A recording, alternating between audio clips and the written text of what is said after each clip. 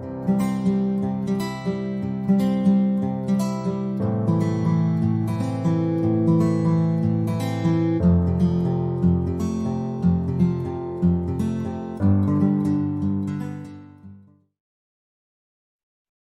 evening, everyone. It's indeed a joy to be here, and I want to thank God for this opportunity to study His Word and just be in awe of His wondrous deeds as we study through the passage of Rahab and Salmon's marriage. And सभी को नमस्कार। यह बहुत ही सौभाग्य की बात है कि मुझे बाइबल से यह अध्याय जो राहाब और सलमोन के विवाहों के बारे में है वो पढ़ने का अवसर मिल पाया है। Yeah, and thank you for whoever led the prayer. It will indeed be the Holy Spirit that is speaking, and I pray and hope that only God and Jesus is magnified through this time. और मैं धन्यवाद देना चाहती हूँ मुकेश भाई को भी जिन्होंने शुरुआती प्रार्थना में अगुवाई की और सच में यह जो समय है वह परमेश्वर के पवित्र आत्मा के द्वारा नियंत्रित है और मैं चाहती हूँ कि इन सब बातों के द्वारा परमेश्वर के नाम को ही सारी महिमा मिले। Okay, so we are going to look at Rahab and Salmon's marriage, and we are introduced to Rahab in the book of Joshua chapter 2. And let's just go there and someone can read the first verse. तो जब क्योंकि आज का जो हमारा विषय है वह है राहाब के विवाह और सलमोन के विवाह के बारे में और राहाब के विवाह के बारे में जब हम पढ़ते हैं तो वह यहोशू दूसरा अध्याय और उसका पहला वचन को हम देखेंगे जहां ऐसा लिखा है, तब नून के पुत्र यहोशू ने 2 भेदियों को शित्तीम से चुपके से भेज दिया और उनसे कहा, जाकर उस देश और यरीहो को देखो। तुरंत वे चल दिए और राहाब नाम किसी वैश्या के घर पर जाकर सो गए। So before we go ahead, let us understand the context of this passage. Okay, so Moses had just died. So if we look at Joshua 1:1, Rohama, could you just read? So इससे पहले कि हम इसमें आगे बढ़े, हमें थोड़ा इसके बैकग्राउंड, इसके संदर्भ के बारे में जानने की आवश्यकता है और मैं यह बताना चाहूंगी कि जब यह होता है उससे कुछ समय पहले ही मूसा की मृत्यु हुई रहती है। उसको जानने के लिए हम यहोशू 1 अध्याय उसका पहला वचन पढ़ेंगे जहां ऐसा लिखा है, यहोवा के दास मूसा की मृत्यु के बाद यहोवा ने उसके सेवक यहोशू से जो नून का पुत्र था कहा। verse 2 also. दूसरा वचन जहां ऐसा लिखा है, मेरा दास मूसा मर गया है, सो अब तू उठ, कमर बांध और इस सारी प्रजा समेत यर्दन पार होकर उस देश को जा जिसे मैं उनको अर्थात इजराइलियों को देता हूं। So we see in Deuteronomy that before Moses died, God asked Moses to give the charge to lead a new generation of Israelites into the promised land. तो जैसा कि हम व्यवस्था विवरण में देखते हैं, मूसा की मृत्यु से पहले परमेश्वर ने मूसा को यह आज्ञा दी कि जो भी कार्यभार है इजरायलियों को कनान तक पहुंचाने का, वो अगली पीढ़ी को उसका भार दे। And this was the promised land that God had sworn to Abraham, Isaac, and Jacob. So when we read, और जो यह कनान देश है हम सब जानते हैं, जैसा परमेश्वर ने इसका वायदा किया था अब्राहम को, याकूब को और इसहाक को कि उनको वो देंगे।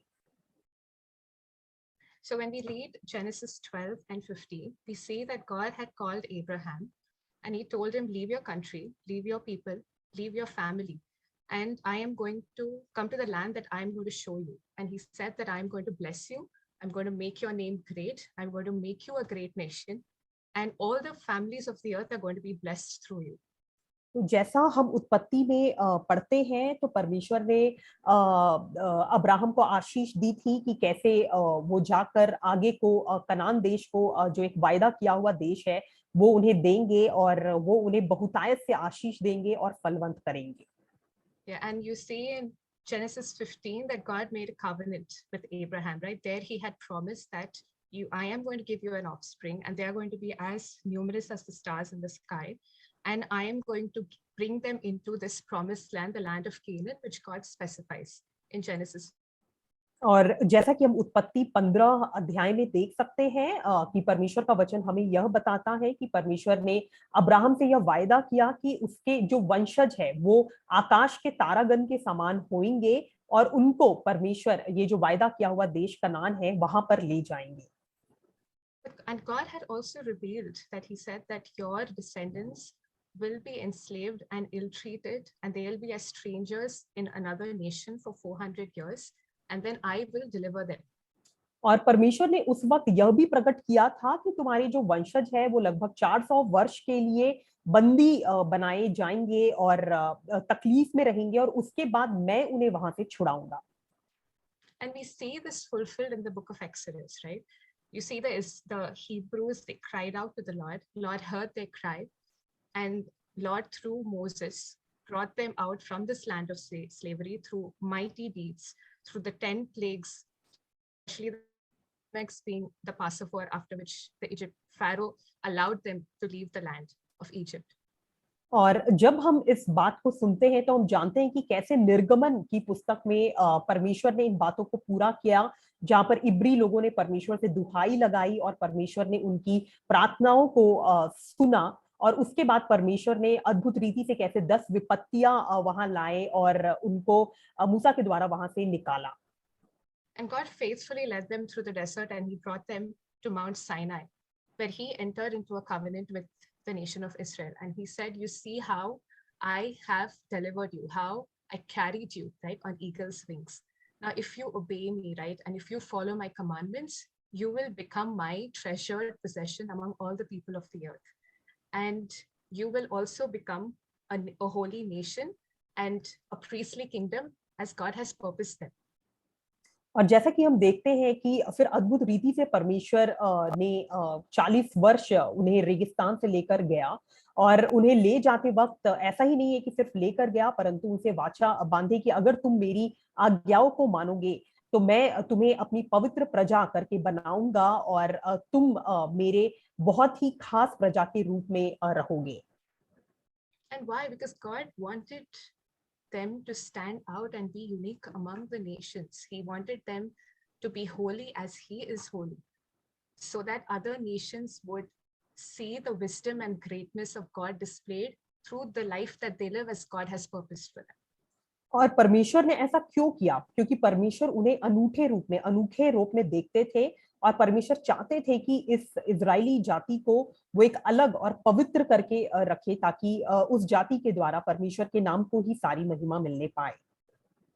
So they entered into a covenant, and then God led them and brought them to the land of the Amorites. तो वो परमेश्वर के God साथ said, go, take possession. परमेश्वर के साथ वो एक वाचा में बंधते हैं और अद्भुत रीति से परमेश्वर उन्हें वहां से छुड़ाता है और उन्हें लिए चलता है उस वायदा किया हुआ देश की ओर. So he takes them to the land of the Amorites and he says, go and take possession of this land. But then they decide to come together. There's one person selected from each of the tribes of Israel and they send out spies. And the intention was to go and see the land, this land that God said it flows with milk and honey, which God has promised to them. तो ऐसा होता है कि जब Israeli लोग जा ही रहे होते हैं कनान की ओर तब बीच में जो इजरायली जाति है वो लोग ऐसा निर्णय लेते हैं कि कुछ खोजों को हम तैयार करेंगे अपने अंदर से और उनको वहां भेजेंगे कनान के देश में कुछ जासूसों को अपने बीच में से ताकि वह जाकर देखे कि यह जो देश है जो परमेश्वर बताते हैं कि जहां दूध और मधु की धारा बहती वो किस प्रकार का देश है. So God had already told them, this is yours. You just have to go and do not be afraid and I will defeat them for you. However, these spies, they went there and they were discouraged because they saw this huge land. They saw the people who were living there. They saw how fortified the cities were. And instead of coming back and trusting in the Lord to grant them that victory, they came and they put this fear of man among all of them in the camp. तो ऐसा होता है कि जबकि जैसा हम सब जानते हैं कि परमेश्वर ने पहले से ही उनसे वायदा किया था कि उनको परमेश्वर उस देश में ले जाएगा, वहां पर विजयी बनाएगा। पर तब पर भी ये जासूस वहां भेजे जाते हैं, और जब जासूस वहां जाते हैं तो वहां के बड़े मनुष्यों को देखकर और उनके ताकत को, उनके सामर्थ्य को देखकर और अन्य प्रकार की बातों को वहां देखकर वे डर जाते हैं। और जब वो वापस आते हैं तो इजरायली जातियों को यही बातें बताते हैं, तो पूरे इजरायली जाति में एक भय का माहौल आ जाता है। And you see, especially when you read the book of Deuteronomy, they go back to their camps and they actually say, you know what, the Lord hates us. He does not love us. He brought us here so that we would die. And I think our children are going to die. And they wept loudly and they just did not trust in the Lord. And God heard this and he was angry because he was the God who had performed all of these miracles and how he marvelously led them out of Egypt. But they could see none of that. And they just cried in fear. तो ऐसा होता है कि जब ये जासूस आते हैं और ये खुद भी डरे रहते हैं और पूरे इजरायलियों के बीच में भय का माहौल बना देते हैं, क्योंकि वे उन्हें बताते हैं कि हमें ऐसा लगता है कि परमेश्वर हमसे नफरत करते हैं, क्योंकि वहां जो मनुष्य है वो तो काफी ताकतवर है, काफी सामर्थी है। ऐसा लगता है कि परमेश्वर हमें यहाँ मारने के लिए ही ले आए हैं। और जब परमेश्वर ये सब सुनते हैं तो परमेश्वर काफी नाराज होते हैं। And God swore that the entire generation that had crumbled, that had rebelled in disbelief, he said they will not enter the promised land. Whereas their children, whom they said will die over here, they were the ones who will go and inherit the promised land. And so when I said initially that Joshua was given the charge to lead a new generation of Israelites, this was that new generation of Israelites. तो हम यहाँ देखते हैं कि परमेश्वर नाराज होते हैं, और तब परमेश्वर यह निर्णय लेते हैं या इस बात को कहते हैं कि ये जो पीढ़ी है, क्योंकि उन्होंने नहीं विश्वास किया है, इसी वजह से ये खत्म हो जाएंगे और ये कनान के देश में नहीं जा पाएंगे। तो यहाँ पर जब हम नई पीढ़ी के बारे में देखते हैं और जब हम यहोशू के बारे में पढ़ते हैं, तो यह यहोशू जो है वो वह नई पीढ़ी में से आता है।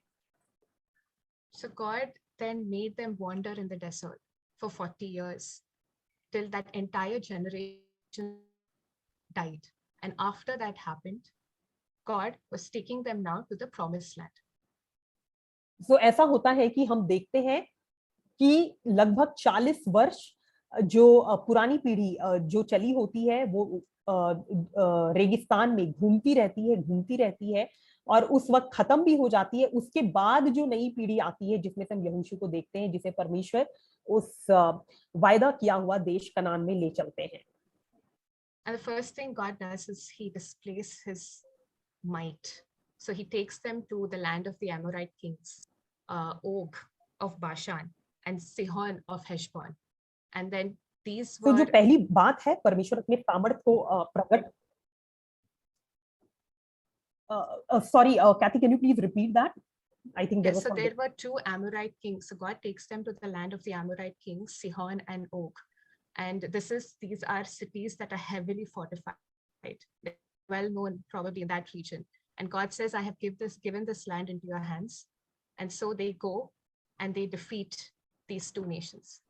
And the result of that is, as God had said, there will be fear and dread of you among all the people of the earth because of what I'm going to do now. So, सबसे पहले यह होता है कि परमेश्वर अपने सामर्थ को दिखाते हैं इजराइलियों के बीच में, और इन्हें यह अमोरियों के दो राजा के साथ इनका युद्ध होता है, सिहोन और ओग। और जब उनके साथ युद्ध होता है, जो कि पहले से ही काफी सामर्थ्यशाली राजा रहते हैं, पर परमेश्वर उनके ऊपर इजराइलियों को विजयी बनाता है ताकि परमेश्वर अपनी महिमा को और अपनी सामर्थ को दिखाने पाए। और उसके बाद परमेश्वर बोलते हैं कि अब मैं तुम्हें उस वायदे किए हुए देश में ले चलूंगा। So after this, we see that before they are entering into the promised land, Moses kind of gives his farewell speech. God had actually commanded him to remind the Israelites of all the events, of all the laws and his commandments. And so Deuteronomy is a summary of all of that. And you see Moses telling them, pleading with them, right? Love the Lord your God with all of your heart, soul, and strength.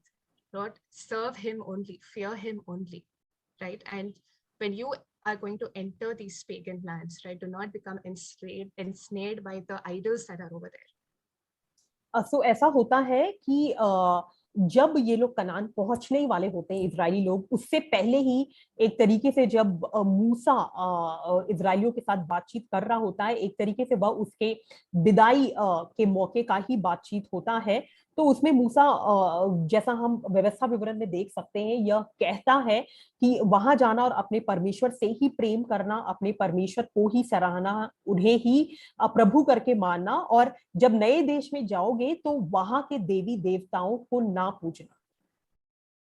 He tells them to be set apart themselves, right? So because they are God's treasured possession, because God loved them, because God chose them.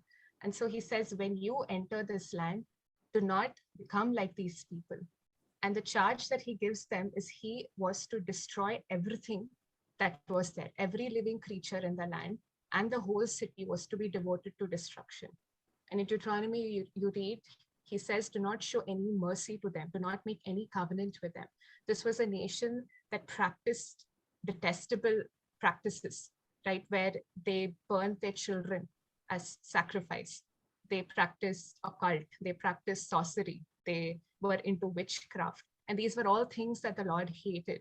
And so the Lord tells them that he is driving them out because of the wickedness of these nations, and they should not become like them. तो यहाँ पर मूसा इजराइलियों को यह भी बताता है कि क्योंकि जो इजराइल राज्य है या इजराइल के लोग हैं, वो परमेश्वर के द्वारा अलग किए हुए पवित्र प्रजा है परमेश्वर के नजर में, और परमेश्वर ने उन्हें चुना है ताकि उसके द्वारा परमेश्वर की महिमा हो। तो जब इजराइली लोग कनान में प्रवेश करें तो उनके समान ना बने, जैसा कनान के लोगों के बीच में ऐसी प्रथाएं थी जहां वो जादू टोना, मूर्ति पूजा और अपने बच्चों का बलिदान कर देना, ऐसी बातें थी। और वचन हमें बताता है कि कैसे परमेश्वर इन सब बातों से नफरत करते हैं, घृणा करते हैं। तो मूसा यहाँ इजराइलियों को बताता है कि तुम उनके जैसे प्रथाओं में ना पड़ना, परंतु परमेश्वर को ही अपना प्रभु करके मानना और उनके देवताओं को न मानना। And they were to devote everything to destruction.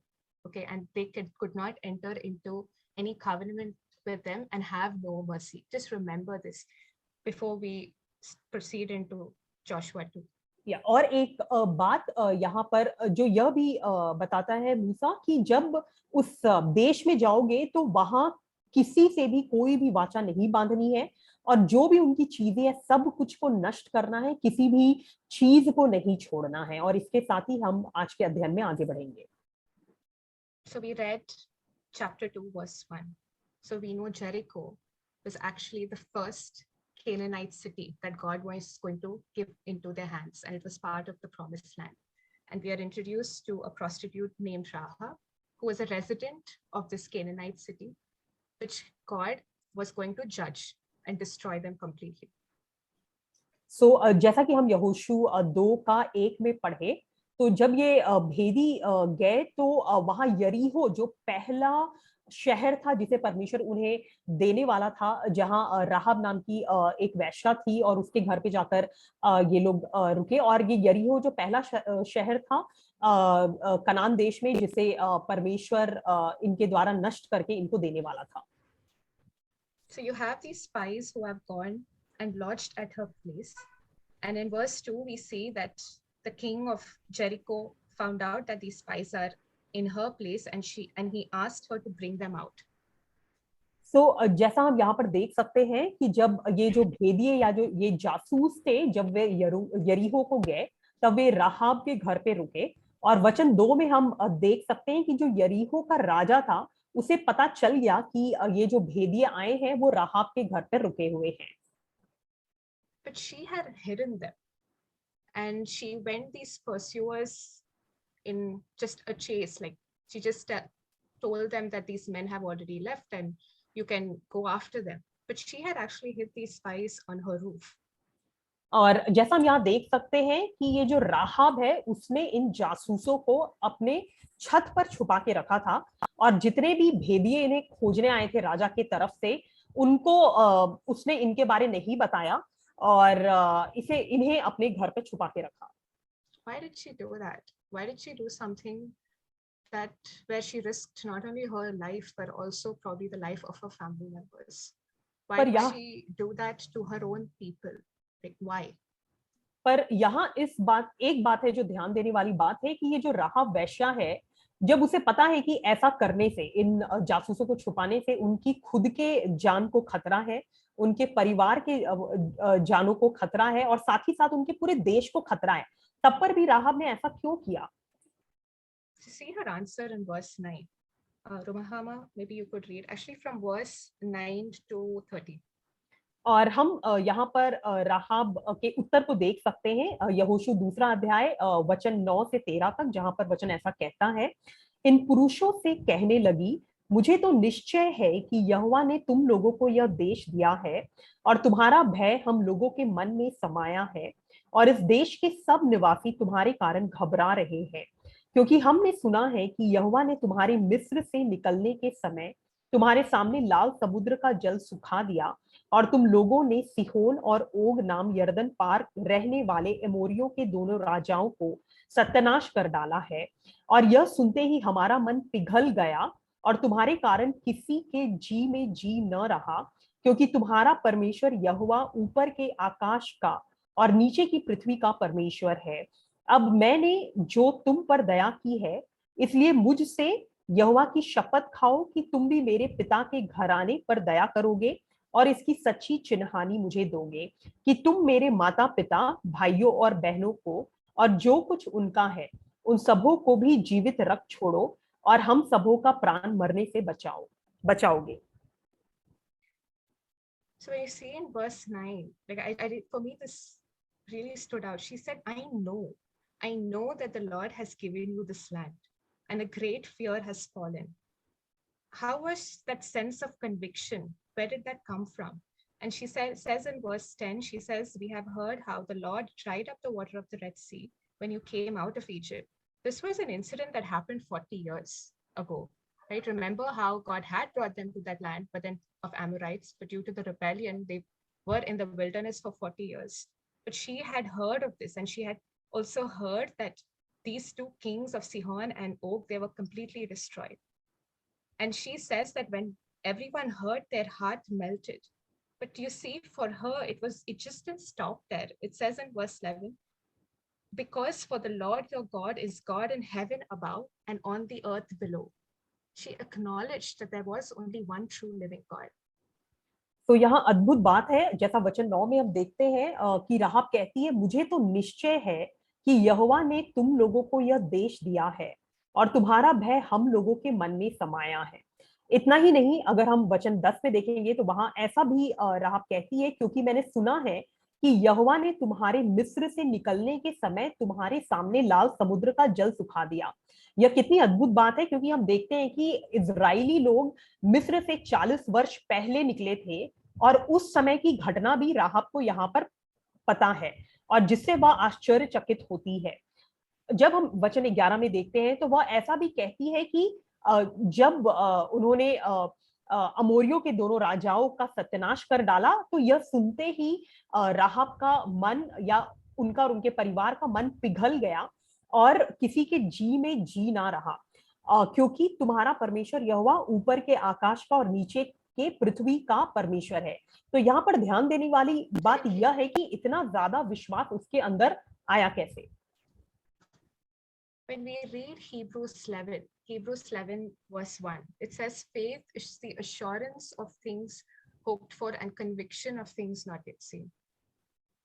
So जब हम इब्रानी की पत्री उसका 11 अध्याय और उसका पहला वचन पढ़ते हैं, जहां वचन ऐसा लिखा है, अब विश्वास आशा की हुई वस्तुओं का निश्चय और अनदेखी वस्तुओं का प्रमाण है। So what was her conviction here? What did she believe? She believed that this God was going to come and destroy all of them and give this land just as he had promised his people. तो अगर हम राहाब के विश्वास के बारे में देखेंगे तो हम यह समझ सकते हैं कि राहाब को यह पता था कि यह जो परमेश्वर अभी तक इजराइलियों के साथ रहा, जैसा परमेश्वर ने इजराइलियों को वायदा किया है, उसी वायदे के अनुसार परमेश्वर उन लोगों को कनान दे देगा और कनान का विनाश करेगा और इजरायली लोग कनान को अपने कब्जे में ले लेंगे। And having believed that, she showed kindness to the spies in hopes that they would be kind to her and spare her and her family. Probably satisfies the first part of the faith, which says assurance of things hoped for.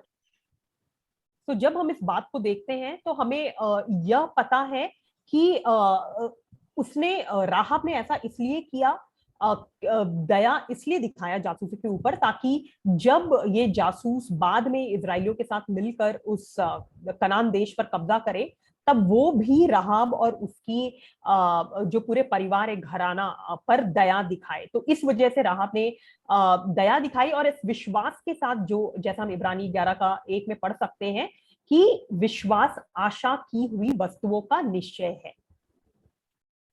And you see her faith in action, because when these men swore that, yes, we will deal kindly with you, and she asked them, okay, give me a sure sign. They said, tie the scarlet. So I'm not reading all of the passage, Rohama. If you want, you could read it. But as you go further, we see that they make this oath with her, and they say that tie the scarlet cord through which she let them down, so that, and ensure that she and all of her family are inside when they come to the land, so that they would be saved. और इसके बाद यह होता है कि राहब बोलती है कि क्योंकि आप भी हमारे ऊपर दया दिखाने वाले हो, तो आप उसका हमें चिन्ह दो। तो जिस रस्सी से या कपड़े से बांधकर राहब उन जासूसों को खिड़की से निकालती है, उसी रस्सी को वह एक चिन्हानी के रूप में अपने घर के ऊपर बांधती है, ताकि जब ये इजरायली लोग हमला करें कनान के ऊपर, तो राहब के घर पर वो हमला नहीं करे। और वह यह कहते हैं कि जब वो आएंगे तब राहब और उसके परिवार को सबको उसी घर के अंदर रहना है जिसके ऊपर वह चिन्ह लगा हो। And then we see in verse 21, she says, agreed, let it be as you say. So she sent them away and they departed, and she tied the scarlet cord in the window. She believed them. और जैसा हम वचन 21 में देख सकते हैं, यहोशू 2:21, उसने कहा तुम्हारे वचनों के अनुसार हो। तब उसने उनको विदा किया और वे चले गए, और उसने लाल रंग की डोरी को खिड़की में बांध दिया। इसका मतलब यह है कि उसने विश्वास किया कि जैसा उन्होंने उससे वायदा किया है, जासूसों ने वायदा किया है, वैसा ही होगा। I want you to just pay attention to something else which stood out to me while reading this. So in verse 15, it says, she let them down by a rope through the window. For the house she lived in was part of the city. और यहाँ जैसा हम वचन 15 में पढ़ सकते हैं, तब राहब जिसका घर शहर पनाह पर बना था और वह वहीं रहती थी, उसने उनको खिड़की से रस्सी के बल उतार के नगर के बाहर कर दिया। Now when we go ahead to the incident at Jericho, that is where God tells them to march around for 6 days with the armed men and the priests, and the 7th day God says that after you have done that, the trumpets will blow and you will give a loud shout, and all of the walls will fall flat. और हम जैसा देखते हैं आगे परमेश्वर इजराइलियों को आज्ञा देते हैं कि जब वो यरीहो तक पहुंचेंगे तो यरीहो के चक्कर लगाना है, 7 चक्कर लगाना है। और जैसे ही वे वो चक्कर खत्म करने लगेंगे, उसी वक्त जितने भी यरीहो के दीवार है, शहर पनाह है, वो बिल्कुल ध्वस्त हो जाएंगी और गिर जाएंगी। So from chapter 6 verse 20, we read that when the people gave a loud shout, the wall collapsed. So every man charged straight in and they took the city. They devoted the city to the Lord and destroyed with the sword every living thing in it, men and women, young and old, cattle, sheep and donkeys. और जैसा हम यहोशू 6:20 में पढ़ सकते हैं, तब लोगों ने जय जयकार किया और याजक नरसिंगे फूंकते रहे, और जब लोगों ने नरसिंगे का शब्द सुना तो बड़ी ही ध्वनि से उन्होंने जय जयकार किया। तब शहरपनाह नेव से गिर पड़ी और लोग अपने अपने सामने से उस नगर में चढ़ गए और नगर को ले लिया। और क्या पुरुष, क्या स्त्री, क्या जवान, क्या बूढ़े, वरन बैल, भेड़, बकरी, गधे और जितने नगर में थे, उन सबों को उन्होंने अर्पण की वस्तु जानकर तलवार से मार डाला। In 22, we see Joshua telling the 2 men who had spied.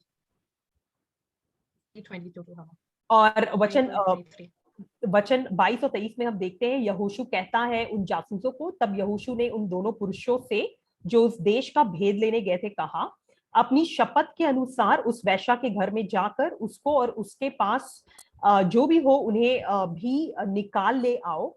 तब वे दोनों जवान भेदिए भीतर जाकर राहब को और उसके माता पिता भाइयों और सबको जो उसके यहाँ रहते थे वरन उसके सब कुटुंबियों को निकाल लाए और इजराइल की छावनी से बाहर बैठा दिया। I want you to put in the place of Rahab and her family members. They were all inside this house where there was a scarlet cord tied. Her house was built into the city wall. And the word says that this is the city wall that fell. And they were protected, right? Rahab and her whole family, because of the faith that she displayed, you see that the whole family was saved. सो अब हम यह देख पाते, जैसे हम पिछले वचनों में भी देख रहे थे, कि जो राहब का घर था वह शहर पनाह पे ही बना हुआ था। और अद्भुत रीति से हम देखते हैं यहाँ कैसे राहब और उसके परिवार को बाहर निकाला जाता है। और जब वचन हमें यह बताता है कि जो शहर पनाह है वह ध्वस्त हो गई, तो उसका जो घर था वहां बना हुआ वो भी ध्वस्त हो गया। So what did she witness? What did she and her family witness? They witnessed the power and might of the Lord, right? They witnessed the judgment of a righteous God. And above it all, I think Rahab encountered a merciful God. Imagine when you read in 21, you see that how everyone in the city was devoted to destruction, right? And it was after that that the two spies brought them out of that house to lead them to the Israelite camp. They walked through all of that carnage over there. And she would have thought to herself, right? She would have seen and said, well, that could have been me. But she was safe. और यहाँ हम देखते हैं एक बात जो ध्यान देने वाली है वह यह है कि राहब और उसके परिवार ने किस बात की गवाही देखी। उन्होंने यह देखा जी कि परमेश्वर जो है वह कितना ही सामर्थ्यशाली परमेश्वर है। और उतना ही नहीं, कितना ही वह सामर्थ्यशाली तो है, और साथ ही साथ जो परमेश्वर है वह एक न्यायी परमेश्वर है, और साथ ही साथ जो परमेश्वर है वह एक दयालु परमेश्वर है। और जब राहब और उसके परिवार को बाहर निकाला गया तब उन्होंने यह भी देखा कि किस तरीके से परमेश्वर ने उन पर अनुग्रह किया है और कैसे उनके देश के सारे लोग, उनके शहर के सारे लोग नष्ट हो चुके, पर परमेश्वर ने अनुग्रह किया इस परिवार पे और उनको बचाया। So in verse 25 we read that Rohama, you could read.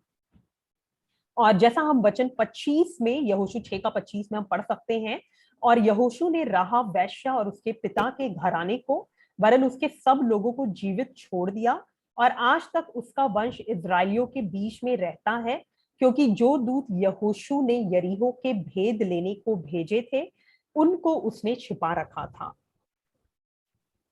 And it says in 25, right? It says, and she lives among the Israelites to this day, right? You see that God had included her within his covenant family. और जैसा यहाँ पर यह इस पंक्ति को वचन 25 में हम देख सकते हैं, और आज तक उसका वंश इजराइलियों के बीच में रहता है, और कैसे हम देख सकते हैं कि परमेश्वर ने अपने वाचा के अनुसार उससे अपने परिवार में रखा। In Hebrews 11:6 we read, without faith it is impossible to please God, because anyone who comes to him must believe that he exists and he rewards those who earnestly seek him. जैसा हम इब्रानी में पढ़ते हैं कि 11:6 में कि विश्वास बिना परमेश्वर को प्रसन्न करना अनहोना है, क्योंकि जो परमेश्वर के पास आते हैं उन्हें परमेश्वर का वचन सुनना अवश्य है। In verse 31 she specifically mentioned, right, among the heroes of faith, where it says, by faith the prostitute Rahab, because she welcomed the spies, was not killed with those who were disobedient. जब हम इब्रानी की पुस्तक उसका 11 अध्याय और उसका 31 वचन पढ़ते हैं तो वहां विशेष रूप से हम इस बात को देखते हैं कि ऐसा लिखा है, विश्वास ही से राहब वैश्या आज्ञा न मानने वालों के साथ नाश नहीं हुई, इसलिए कि उसने भेदियों को कुशल से रखा था। So we see that God did reward her faith, right? He brought her within his covenant family. She was also going to inherit the land. She who was probably doomed to destruction, all her people were. Okay. But she now, as a child, as part of God's family, had a new identity. She was forgiven.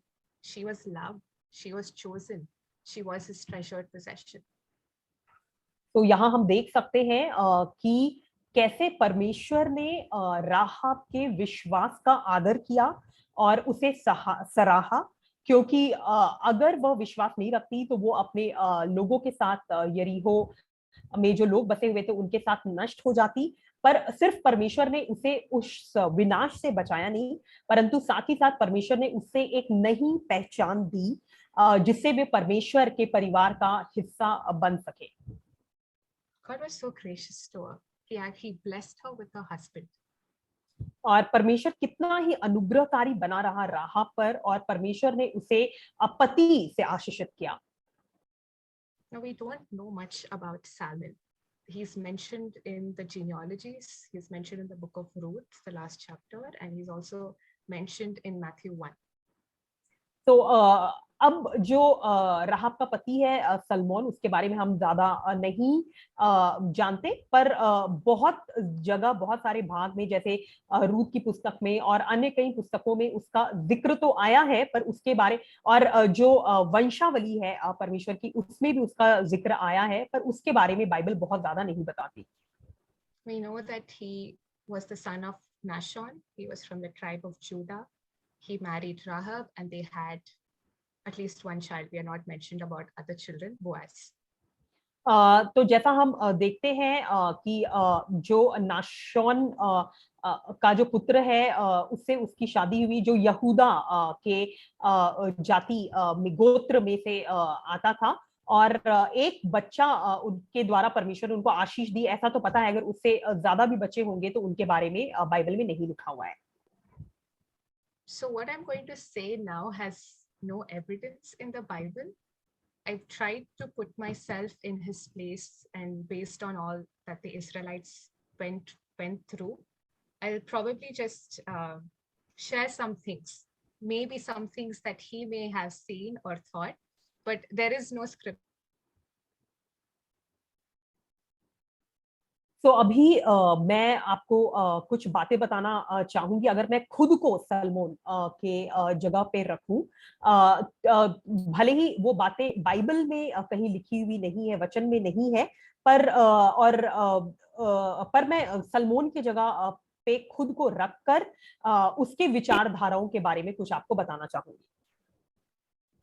So because he was from the tribe of Judah, he probably grew up learning about the deliverance that God brought about for the people, right? He probably, he may have heard of how God heard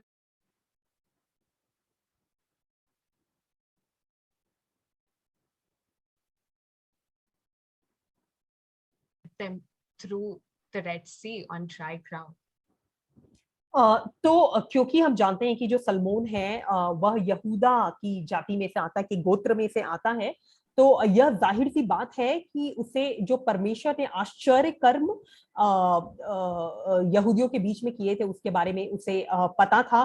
किस प्रकार से परमेश्वर ने उन्हें छुटकारा दिलाया, मिस्रियों से और कनान देश में ले आए, यह उसे पता था। किस तरीके से परमेश्वर ने लाल समुद्र इजराइलियों को पार करवाया, और अन्य प्रकार के जो आश्चर्य कर्म परमेश्वर ने उस जाति के बीच में किए थे, उसके बारे में संभवतः है कि सलमोन को सब बातें पता होंगी।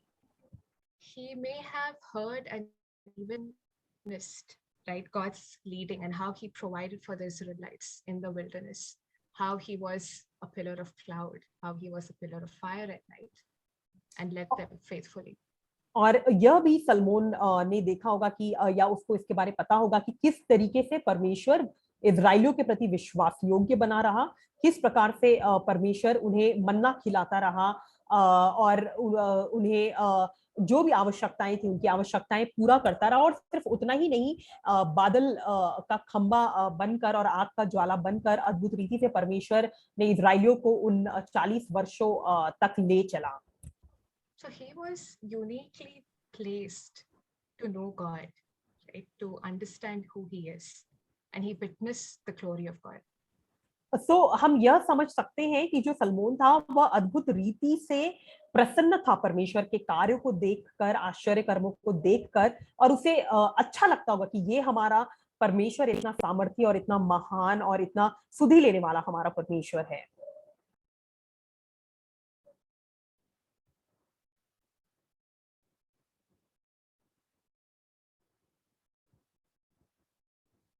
Probably among those with whom God renewed his covenant, right? God in Deuteronomy renewed his covenant, which he made with the Israelites at Mount Sinai, with this new generation.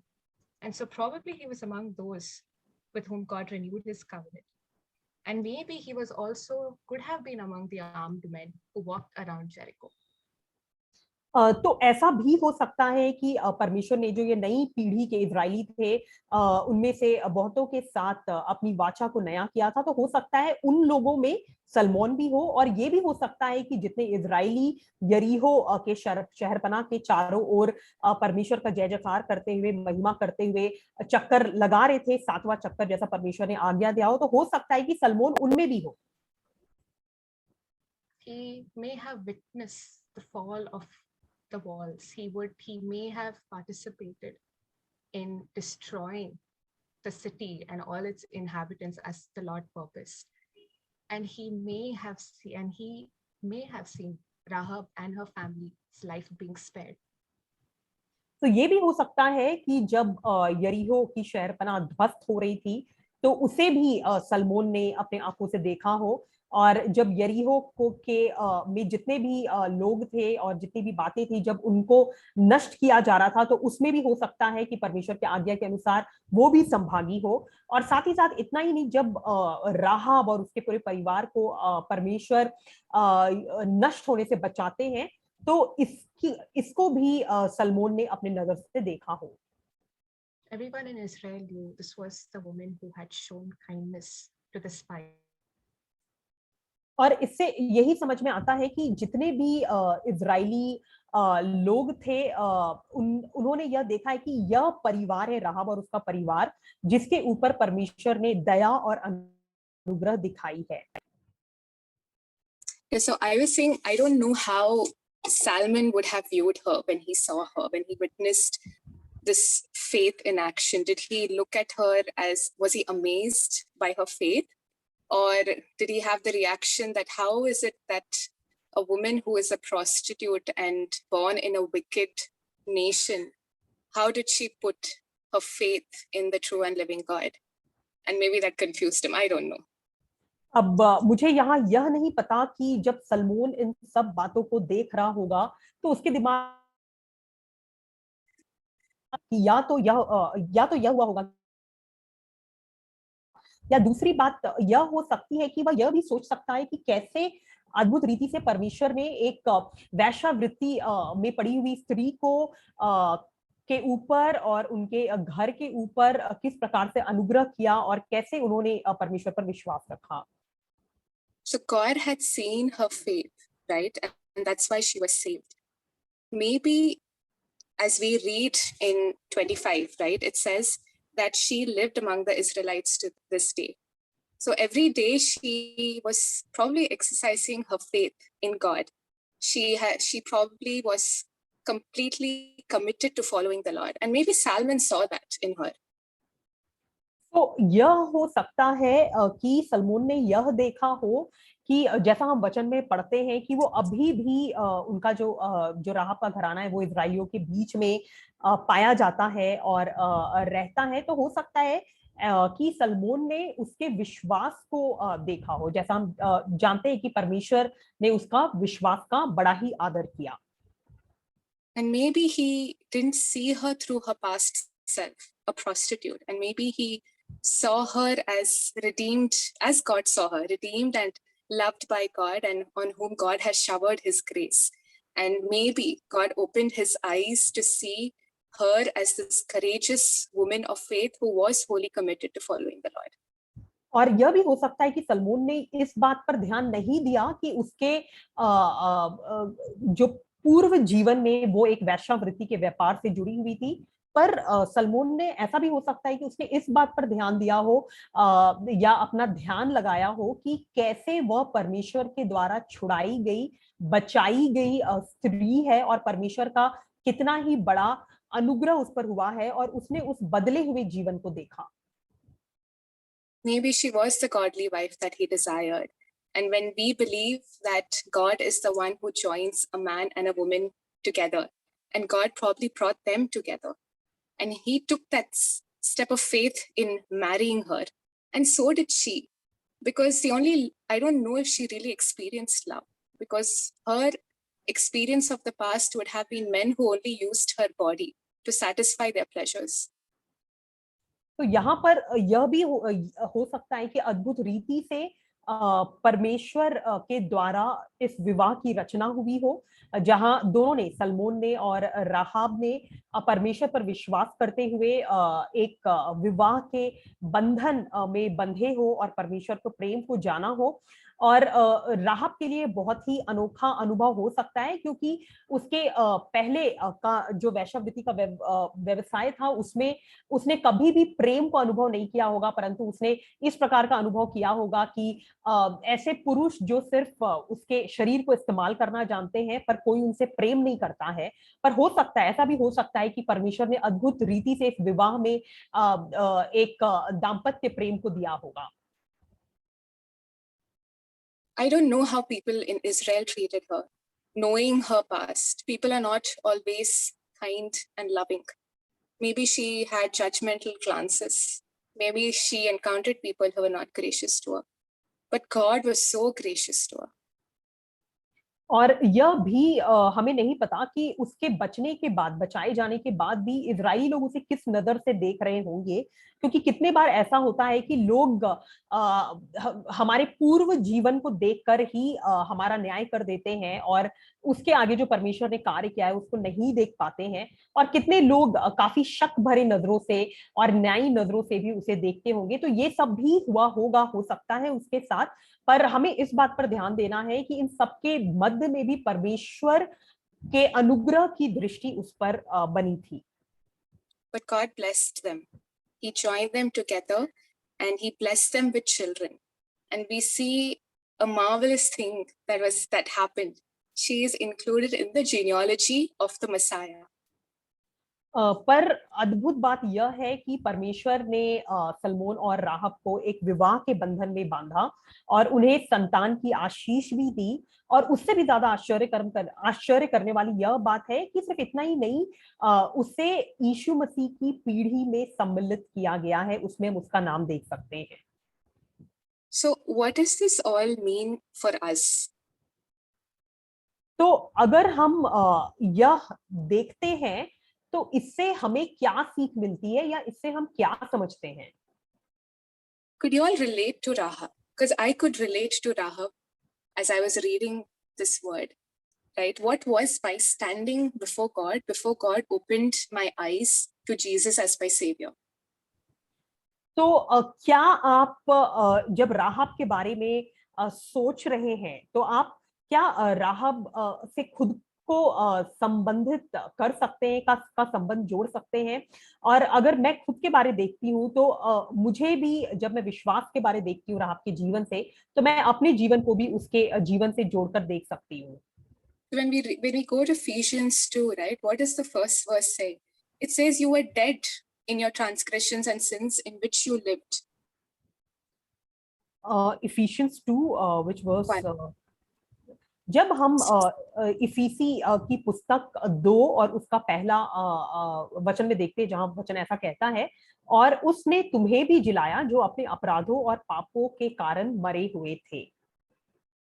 And it says that we followed the ways of the ruler of the kingdom of air. It says all of us lived among them at one time, gratifying the cravings of our sinful nature and following its desires and thoughts. Like the rest, we were by nature objects of wrath. और उसके बाद जब हम दूसरा वचन और उसके आगे पढ़ते हैं तो ऐसा भी लिखा है, जिनमें तुम पहले इस संसार की रीति पर और आकाश के अधिकार के हाकिम अर्थात उस आत्मा के अनुसार चलते थे जो अब भी आज्ञा न मानने वालों में कार्य करता है।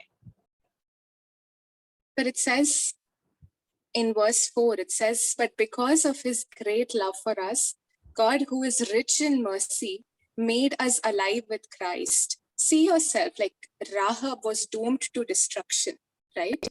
Like that God had judged that nation. And when we look at our lives before we knew, that's how we were. We were dead in our sins and in our transgressions. But God made us alive in Christ. And when we go to verse 8, we see that it is by grace you have been saved through faith. And this is not from yourselves. It is the gift of God, not by works, so that no one can boast. और जैसा हम यहाँ वचन 4 पे पढ़ते हैं, इफिसी 2:4, जहां वचन ऐसा कहता है, परंतु परमेश्वर ने जो दया का धनी है, अपने उस बड़े प्रेम के कारण जिससे उसने हमसे प्रेम किया। तो जब हम अपने जीवन को भी देखते हैं, तो जब हम राहाब के जीवन को देखते हैं, तो हम देखते हैं जब यरीहो का सत्यानाश हो रहा था, तो हमें पता था कि उसके घराने का भी सत्यानाश होना ही था, पर अद्भुत रीति से परमेश्वर ने दया किया और उसे वहां से छुड़ाया। परमेश्वर ने उसके विश्वास का आदर किया। उसी तरीके से परमेश्वर ने हमारे जीवन में भी कार्य किया। जब हमने परमेश्वर पर विश्वास रखा, तो उसने हमें हमारे पाप से छुटकारा दिलाया। और जब हम उसी तरीके से वचन 8 में देखते हैं, जहां ऐसा लिखा है, क्योंकि विश्वास के द्वारा अनुग्रह ही से तुम्हारा उद्धार हुआ है, और यह तुम्हारी ओर से नहीं वरन परमेश्वर का दान है। So he has made us alive with Christ, right? So our selfish, sinful nature was crucified on the cross. God sent his only son to die on the cross for my sin. And he rose again so that I will also live no longer under the slavish nature of my sinful nature, but I would truly live when I put my hope in Jesus. तो जैसा हम जानते हैं कि परमेश्वर ने हमें यीशु मसीह में जीवन दिया है, और यीशु मसीह के क्रूस पर मारे जाने, गाड़े जाने, तीसरे दिन जी उठने के द्वारा हमें भी पता है कि हम जिएंगे परमेश्वर में लगातार। सो हमें इस बात को ध्यान देना है कि कैसे परमेश्वर अनुग्रह करते हैं और नया जीवन की आशीष को देते हैं। So he has given me his spirit, which testifies that I am a child of God. And when I am his child, right, and when I walk by faith, remember that without faith, it is impossible to please God, right? And when I walk by faith, based on what? Why will I walk? As Paul says in Galatians 2:20, I have been crucified with Christ, and it is no longer I who live, but Christ who lives in me. And the life I live by faith in his son Jesus, who loved me and died for me. God expects that life of faith in us in all the big and the small decisions of our life. So हम यहाँ पर देख सकते हैं कि कैसे परमेश्वर ने हमें अपने पवित्र आत्मा को दिया है, जो हमें यह विश्वास दिलाता है और कि हम परमेश्वर की संतान हैं। और जैसा पौलुस कहता है अपने जो उसने लिखा है उन वचनों के द्वारा, कि जब हम परमेश्वर के संतान हैं, तो हम खुद के लिए मर चुके हैं, पर अभी जो हम जीवित है वह यीशु मसीह के लिए जीवित है। और जब हम ऐसा जीवन जीते हैं जो परमेश्वर को भावता हुआ हो, परमेश्वर पर विश्वास रखता हुआ हो, तो परमेश्वर को वह भावता है और परमेश्वर को वह प्रसन्न करता है। And it is only by faith that I can claim the promises of God, right? And how the word says all the promises of God find their amen in Christ.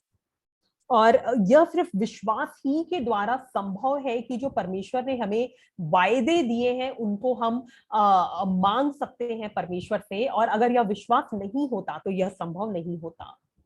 So when you read in Ephesians 2 further, especially this gem of a verse which is in verse 6 and 7, right? God raised us up. Sorry, Ruhama, you could read it. जब हम इफिसी 2 अध्याय वचन 6 और 7 में पढ़ते हैं, जहां ऐसा लिखा है, और मसीह यीशु में उसके साथ उठाया और स्वर्गीय स्थानों में उसके साथ बैठाया, कि वह अपनी उस कृपा से जो मसीह यीशु में है हम पर है, आने वाले समयों में अपने अनुग्रह का असीम धन दिखाए। God delights to be gracious towards us. He knows we are his children, and he knows what is best for our lives, and he delights to be gracious if we come to him in faith.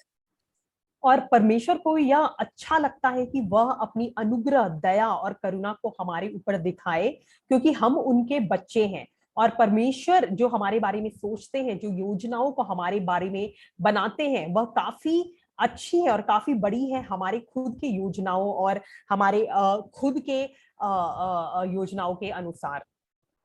Now, why stress on this chapter, which spoke about how we were saved? We are talking about we were talking about Rahab and Salmon's marriage, right? How God joined these two individuals together. Maybe there are some among us who are waiting on the Lord. God has given you that godly desire to be married and you're waiting on the Lord, right? Maybe there are some among you who don't want anything to do with marriage because you have seen the lives of your friends or your family and you are afraid and you think that marriage is not good. We come to that conclusion.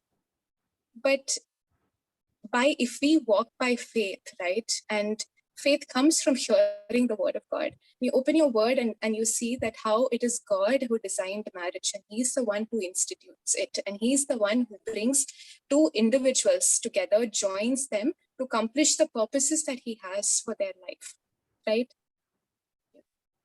तो हमें इस बात को ध्यान देना है कि हम इन वचनों पर क्यों ध्यान दे रहे हैं या इस पे हमें मनन करने की क्या आवश्यकता है। हो सकता है आप में से कई हो जो विवाह के लिए इंतजार कर रहे हो, तो यह जब हम वचन को देखते हैं तो हम जान पाते हैं कि जो विवाह है वो परमेश्वर के द्वारा रचा गया है, परमेश्वर की इच्छा को और योजनाओं को एक साथ मिलकर पूरा करने के लिए। और ऐसा भी हो सकता है कि हम में से कुछ ऐसे हो जो विवाह शायद करना भी नहीं चाहते, क्योंकि हमने अपने आसपास, अपने दोस्त, अपने परिवारों के बीच में ऐसा देखा है कि टूटे हुए या बिखरे हुए विवाह के रिश्ते को देखा है। तो हो सकता है कि हम उसमें कोई दिलचस्पी नहीं रखते हैं, पर हमें इस बात को जानने की जरूरत है कि जो विवाह है वह परमेश्वर के द्वारा बनाया गया है और परमेश्वर की योजनाओं को पूरा करने के लिए बनाया गया है। Marriage is a good gift from God, and God will bless that if you put him at the center of your life. And I would just encourage all those who are waiting. What I learned from this passage, and which I've seen in my life also, is that look to the past, your salvation and the past tremendous grace that God has shown to you, right? How he's redeemed you. You were destined for hell, but God came and he has given you life and life in abundance, right? As Jesus says. And God is saying now, build your life on me as the foundation and trust me with your life. And he says that in all things, he gives this promise that I work for the good of those who love me, who have been called according to the purposes that I have. So you see, when you see this in the life of Rahab and Salmon, just think about it. They are so different. They came from such different cultural backgrounds. But you see how faith was that common factor, right? That drew them together. And it was God who worked in and through their lives and joined them together and blessed them. So irrespective of what we may see in the world or what the world may say about marriage, or even I'm sure it is difficult to see the difficulties that maybe our friends and our families have faced. Even in those moments, trust in the Lord. Have faith that God will come through for me because we have a good and a gracious Father. तो मैं आप लोग को यह बताना चाहूंगी कि जो विवाह है वह परमेश्वर के द्वारा एक बहुत ही सुंदर तोहफा है। और जब यहाँ पर हम राहाब और सलमोन के विवाह के बारे में मनन कर रहे हैं, ध्यान दे रहे हैं, तो हमें यह देखना है कि कैसे अद्भुत रीति से परमेश्वर उन दोनों को बहुत ही अलग प्रकार के सांस्कृतिक परिवार से या जातियों में से जो परमेश्वर पर उनका विश्वास होता है उसके द्वारा वो लोग जोड़े जाते हैं। और कैसे मैं विश्वास करती हूँ कि जो उनका विवाह है वो परमेश्वर को आदर देने वाला है। तो यह जरूरी है कि यहाँ जितने लोग भी आज यहाँ जुड़े हुए हैं उनको यह जानना कि हो सकता है कि आप जो अपने दोस्त या परिवार में अलग अलग प्रकार के विवाह को देखकर दुखित हो या खुश नहीं हो, पर यह जरूरी है कि जब हम विवाह के संबंध में चर्चा करते हैं या सोचते हैं या देखते हैं तो परमेश्वर की ओर देखना जरूरी है। और विशेष रूप से परमेश्वर ने जो कार्य हमारे पिछले जीवन में किया है, हमें बचाने का, हमें पाप में से निकालने का, तो वचन हमें यह भी बताता है कि परमेश्वर जो हमारे लिए योजना करते हैं वो हमारी भलाई के लिए होती है, हानि के लिए नहीं होती है। और परमेश्वर चाहता है कि हम एक ऐसा जीवन जिए जो कि एक आत्मिक रूप से और अन्य रूप से एक अच्छा जीवन हो। तो परमेश्वर ही विवाह में, जब हम परमेश्वर की ओर देखते हैं विश्वास में, तो परमेश्वर ही विवाह में आशीष देते हैं और अपने नाम की महिमा के लिए, अपने कार्यों के लिए विवाह को इस्तेमाल करते हैं। I'll just leave you with this verse in Romans 8:32. It says, "He who did not spare his son but gave him up for us all, how will he not also along with him graciously give us all things?" तो जैसा मैं आखिरी में Romeo 8 और उसका 32 वचन पढ़ना चाहूंगी, जहां ऐसा लिखता है वचन कि जिसने अपने निज पुत्र को भी न रख छोड़ा परंतु उसे हम सबको दे दिया, वह उसके साथ हमें और सब कुछ क्यों कर न देगा। So I'll leave you with that. Meditate on that, and whatever your doubts are, give it to the Lord, and have a response which says, "Lord, please help me overcome my unbelief if there are unbelief in areas of your life, and trust in the Lord." Yeah. तो मैं इस वचन के साथ ही आपको छोड़ना चाहूंगी और मैं आपसे अनुरोध करना चाहूंगी कि आप इस पर मनन करें। और अगर आपके मन में कोई भी संदेह है तो उन्हें परमेश्वर के पास ले जाए। परमेश्वर आपसे बातें करेंगे और पूरी रीति से परमेश्वर पर विश्वास करें। So thank you, Kathy, so much for bringing God's word in such a beautiful way. कैथी को बहुत बहुत धन्यवाद परमेश्वर के वचन के इतने सुंदर तरीके से हमारे बीच में रखने के लिए। अब यह समय है कि हम अपने दूसरे स्पीकर जॉबिन को इनवाइट करना चाहते हैं ताकि वो भी परमेश्वर के वचन में से हमें इस भाग के बारे में बताए। Over to you Jobin. Roham, how much time do I have? You can take 20 to 25 minutes. Will that be okay, Jobin, with you? Yeah, ठीक है। Yeah, sure.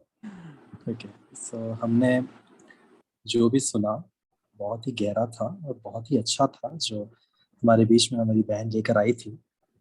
जो कुछ कहना था उसमें से बहुत सारे भाग ऑलरेडी कैथी ने बता दिया है, इसलिए मैं उन सारे भाग में जाना नहीं चाहता हूँ। हमारे पास समय की थोड़ी कमी भी है, तो जिस भाग को अभी मेरे सामने है, जो हमारे सामने है, उसे हम उसमें से कुछ पॉइंट्स को देखेंगे और समझने की कोशिश करेंगे। खास करके हमारा टॉपिक जो आज का है वो ये है कि सलमोन और राहाब का शादी जो है उसके संबंध में, वो उसके पीछे की सच्चाइयाँ और उसके पीछे की आत्मिक दृष्टिकोण क्या है उसे समझने की कोशिश करेंगे। सबसे पहली बात यह है कि परमेश्वर के शास्त्र में राहाब और सलमोन के विषय में बहुत कम लिखा है, परंतु बहुत भले ही कम लिखा है, बहुत कम शब्दों में प्रभु का वचन बहुत कुछ बताने की कोशिश करता है। और ये बहुत अच्छी बात थी मेरे लिए जब मैं इन वचनों से गुजर रहा था।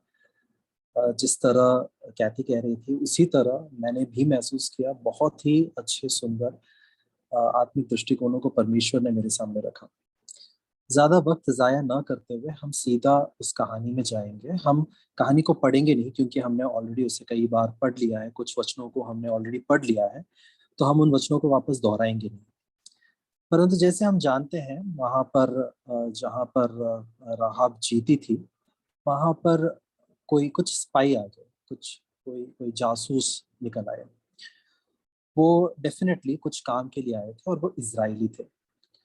अब हम नहीं जानते कि वहां कौन आया था सबसे पहले, क्योंकि वहां पर किसी का नाम लिखा नहीं गया है। हम ये भी नहीं जानते कि क्या राहाब ने उनसे उनका परिचय पूछा था या नहीं। पर इंसानी फितरत के तौर पर हमें लगता है कि शायद उसने पूछा होगा, बातचीत किया होगा, क्योंकि जब राहाब ने इतना मदद किया है तो राहाब को कम से कम शायद उनका नाम पता होगा। खैर जो भी है, परमेश्वर की आत्मा हमें उनका नाम नहीं बताता। हम मान सकते हैं शायद वो सलमोन हो, क्योंकि आगे जाकर क्योंकि सलमोन उनसे विवाह करता है तो शायद हो सकता है कि वो सलमोन हो। खैर उसके बारे में कुछ भी बाइबल नहीं कहता, शास्त्र नहीं कहता कि ऐसा सलमोन ही था, परंतु हम ऐसे मान सकते हैं, एक प्रोबेबिलिटी है। इसके अलावा और कोई भी हो सकता है जो इस जो जो उस सेना में था, क्योंकि उन्हीं लोगों को जो काफी मतलब लोगों के सामने बच सकता है, ऐसे स्किल्स रख सकता है, ऐसी ऐसी ऐसी ट्रेनिंग से गुजर चुका है, ऐसे लोगों को ही ऐसे कामों के लिए भेजा जाता है। एनीवेज द पॉइंट इज, कोई तो दो लोग थे जो इज़राइल से थे और जो राहाब के घर पे आए थे। अब हम जानते हैं कि राहाब का व्यवसाय क्या था, वो वेश्या थी। अब उस जमाने में जब हम पढ़ते हैं, जिस प्रकार हम सुन भी रहे थे कनानियों के बारे में, वहां कर उनका उनका उनके किस प्रकार का जीवन है इत्यादि हम जान रहे थे। ये कनानाइट जो थी, कनानी जो थी, वो अक्सर जो है मोलाक, अ, उनका उनका जो भगवान था उसका नाम मोलाक था, जिसके बारे में हम लेवियों की किताब में, हमारे पास समय कम है इसलिए अगर आपके पास बाइबल अभी है तो आप पढ़ सकते हो, और आप उसके ऊपर नीचे के वचन को भी पढ़ सकते हो। लेवियों का किताब उसके 18वें अध्याय में जब आते हैं, लेविटिकस चैप्टर 18 और उसके 21वें वचन में इस देवता के विषय में बोला गया है, मोलाक। अगर आप इंटरनेट में खोज करोगे तो उसका एक चित्र भी आपको दिखाई देगा। खैर वो हमारा पढ़ाई का विषय नहीं है, इसलिए हम वहां पर नहीं जाएंगे। कहने का तात्पर्य ये है कि ये लोग उनको मानते थे, और ये एक ऐसा खुदा था, जैसे हमने पहले भी सुना है, ये काफी पाप से भरे हुए, अनैतिकता से भरे हुए, इमोरल एक्ट करने वाला एक देवता था, और जो वैसे ही अपने प्रजा से उम्मीद करता था। खैर जो भी है, ये एक रीति रिवाज है, मतलब एक धर्म था ना, और जब धर्म होता है तो उसके पीछे एक रीति रिवाज छुपा हुआ होता है। ये रीति रिवाज के कारण हम देखते हैं कि राहाब, जब बोला गया है कि वो एक वेश्या थी, ये उस जमाने का एक कल्चर था। जैसे आज भी बहुत सारे जगहों पर हम ऐसे कल्चर्स देख सकते हैं जहां पर वेश्यावृत्ति है। मैं जगहों का नाम नहीं बताना चाहूंगा, अगर आप खुद ही खोजेंगे तो आपको पता चल जाएगा। कुछ कल्चर्स में ये इंक्लूडेड है, इन्वॉल्व है, कुछ संस्कृति में। तो उसी प्रकार यहाँ पर भी इनके संस्कृति में ये डिपेंडेंट था। अब ये मैं क्यों कह रहा हूँ, वो इसलिए कह रहा हूँ क्योंकि ये जो मोलाक देवता है, उसके अंदर भी बहुत सारे देवी देवता हैं, जिसके अंदर से हम पढ़ते हैं इनाना और अश्तार इत्यादि कुछ देवी देवताओं का नाम है। ये जो देवी देवता हैं, ये उपजाऊ, इंसानी उपजाऊ से संबंधित, दैट इज ह्यूमन फर्टिलिटी से संबंधित ये देवी देवताएं हैं। और राहाब जो शब्द है, उसका अर्थ ये है कि इट इज ब्रॉड और वाइडेंड। और राहाब शब्द जो उसको नाम दिया गया था, ऐसे माना जाता है, फिर से ये बाइबल में नहीं लिखा है, कुछ अलग इतिहासकार इस तरह मानते हैं कि जो गॉड ना, अंग्रेजी में गॉड ना है, दैट इज गॉड ना, वहां से ये राहाब ना करके जो शब्द है, उसका शॉर्ट फॉर्म है राहाब, जिसे अलग अलग भाषाओं में जब हम पढ़ते हैं तो राखाब ना इत्यादि शब्दों में उसे बोला जाता है। तो कहने का मतलब ये है कि जो ब्रॉडनिंग है या वाइडनिंग है, यानी जो खुला हुआ है, वो जो शब्द है, जो राहाब का अर्थ है, वो फर्टिलिटी से आता है, मतलब उपजाऊ से आता है, दैट इज अबॉर्डेंट वूम्ब।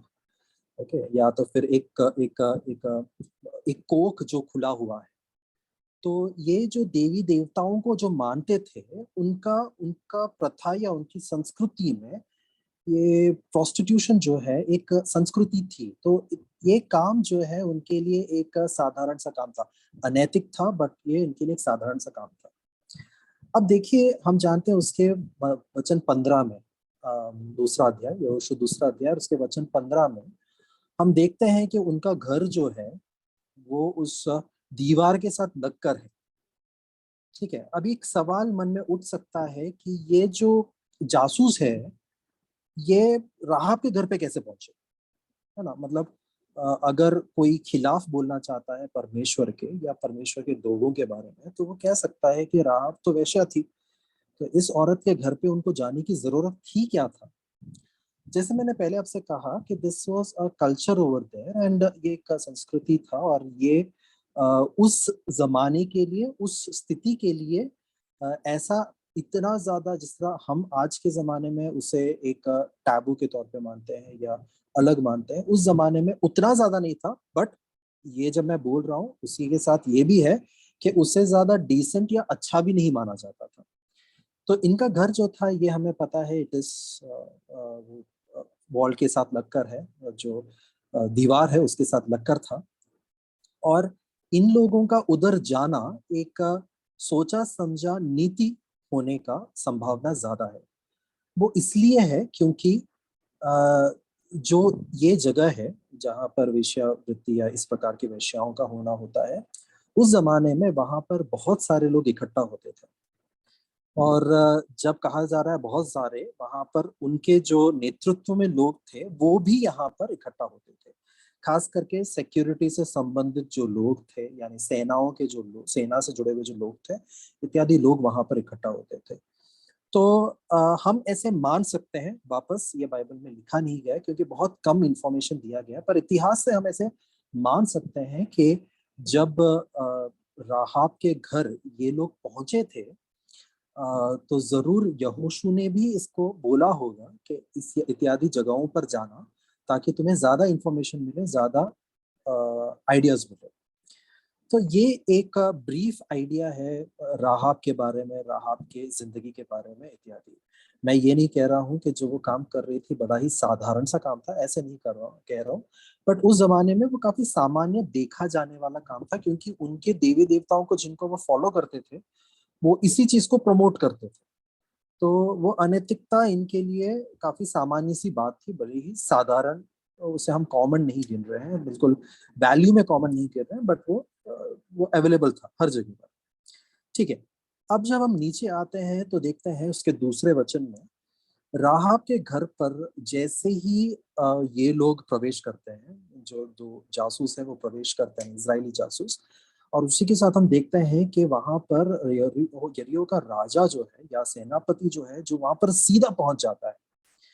इसका मतलब क्या है कि यरीहो में हम इस वचन से ये समझ सकते हैं कि यरीहो में उनका इंटेलिजेंस, जो जैसे हाँ आज हमारे देश में रॉ है और सारे जो सीबीआई है और जितने भी इंफॉर्मेशन कलेक्टिंग एजेंसीज है जो बिल्कुल अंडरकवर काम करते हैं, बहुत ही शातिर होकर काम करते हैं, जब भी कोई समस्या पैदा होने वाला होता है उनको पता रहता है, क्योंकि वो उतना ज्यादा डेप्थ में काम करते हैं। इन लोगों को तुरंत वो बात पता चल जाता है। और ऐसा सोचिए, मैं जब कह रहा था कि यहाँ पर मतलब सेनाओं के लोगों का भी आना जाना होगा, मतलब राहाब के घर पे डायरेक्टली आते हैं। जब आप दूसरा और तीसरा वचन पढ़ोगे तो आप देख सकते हो कि दे आर कमिंग डायरेक्टली वहां पर, तो मतलब यहाँ पर इनका आना जाना लगा रहता होगा, और इसके बारे में यहोशू को या उन जासूसों को पता होगा।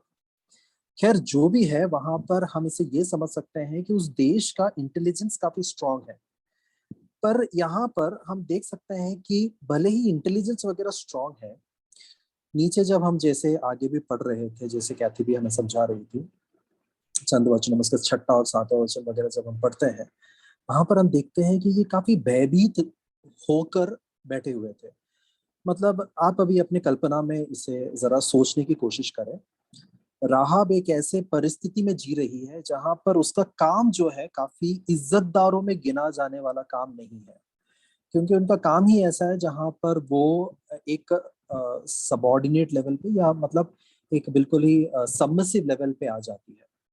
भले ही हम कितना भी संस्कृति या कितना भी रिलीजन का जस्टिफिकेशन दे दें, परंतु फिर भी उनका जो मूल्य उन्हें मिलना चाहिए वो नहीं मिलता है। एक ऐसी जिंदगी, जो एक ऐसा जिंदगी एक इंसान बिता रहा है। हम देखते हैं कि नीचे जब वो क्योंकि हमने ऑलरेडी कहानी सुन लिया है, हम परिचित हैं, इसलिए हम जानते हैं कि नीचे वो अपने माता पिता, भाई बहनों के लिए, सगे संबंधियों के लिए जब आग्रह करती है कि उनका भी बचाव करना जरूरी है, इन जासूसों से जब बोलती है, तो वो एक बात कहते हैं, और हम जानते हैं वो क्या कहते हैं। वो कहते हैं कि तुम्हें उन्हें एक ही छत में लाना होगा। इसका मतलब क्या है कि शायद वो एक छत में नहीं रहते थे। तो इसका कहने का अर्थ क्या है कि ये जिस जगह पर, जिस गेस्ट हाउस में या जिस इन में वो रहती थी, जिस जगह पर वो रहती थी, उस जगह पर वो उसके माँ बाप के साथ या इत्यादि जगहों पर लोगों के साथ नहीं जीती थी। वो शायद उसका वो काम का जगह था जहां पर वो वेश्यावृत्ति कर रही थी। कहने का अर्थ क्या है कि इस स्थान में ये औरत जो अपने जीवन में कोई मूल्य नहीं पा रही है, आते जाते शायद हर कोई गाली गलौज भी करता होगा, क्योंकि वो जो जमाना था, वो कैनानाइट्स का वो जो माहौल था, काफी पाप से और काफी घृणा से और काफी नफरत से इत्यादि से बना हुआ एक जगह था। काफी इमोरल एक्टिविटीज, जैसे मोलाक देवता के बारे में कहते हैं कि वो माता पिता अपने बच्चों का बलिदान देते थे, कि मोलाक का शब्द ही बलिदान है, अर्थ ही बलिदान है। तो ऐसे परिस्थिति में जब एक स्त्री जी रही है, साथ में उसका कोई सपोर्ट सिस्टम नहीं है। सपोर्ट सिस्टम मतलब कोई मानसिक तौर पे कोई साथ देने वाला नहीं है, कोई नहीं है, माँ बाप नहीं है, कोई भी नहीं है। मतलब पता नहीं क्यों नहीं है, अगर वो सांस्कृतिक दृष्टिकोण से देखा जाए तो शायद होना चाहिए था, पर शायद नहीं है। पता नहीं उस जमाने में वो कैसे करते थे। Anyways they were not with her. ये एक ऐसी स्त्री जिसने कभी भी उद्धार या छुटकारे को कभी भी महसूस नहीं किया, जिसके बारे में हम जानते हैं कि लाइक वर्सेस 12, अगर हम उसका 12वें वचन को पढ़ें, मैं उसके 12वें वचन को जरा पढ़ देता हूँ ताकि हमारे लिए आसान हो समझना। एक ऐसी औरत जिसने कभी भी उद्धार को या आजादी को महसूस नहीं किया, because she was caged kind of, because of a religion, because of a culture, अपने संस्कृति की वजह से, अपने धर्म की वजह से, अपने अपने आजू बाजू के समाज की वजह से वो कैद में थी। ये औरत 12वें अध्याय में देखिए क्या है, क्या बोला जा रहा है। अब मैंने जो तुम पर दया किया है, इसलिए मुझसे यहोवा की शपथ खाओ कि तुम भी मेरे पिता के घराने पर दया करोगे और इसकी सच्ची चिन्हानी मुझे दो। शी वॉज सो ईगर, वो चाहती थी कि उसका छुटकारा हो। जिस जगह पर थी वो उसके लिए कुआं था, वहां से बचना उसके लिए नामुमकिन था। So everything was dark over there, सब कुछ अंधेरा था, वहां से निकलना उसके लिए नामुमकिन था। ऐसी परिस्थिति में वो स्त्री जिसका अ, वो समझती है हर दिन उसके सुबह उठकर शाम तक उसका रात गुजारना है, उसका दिन गुजारना है, कुछ करने के लिए नहीं है, ये कि खुद की बेइज्जती करना है। दूसरा ये कि उसके साथ कोई नहीं है बात करने वाला, समझाने वाला इत्यादि। और तीसरा ये कि उसका कोई छुटकारा नहीं है, वो वहीं पर ही रहने वाली है ना। एक ऐसी औरत, just I just put my tab on charging.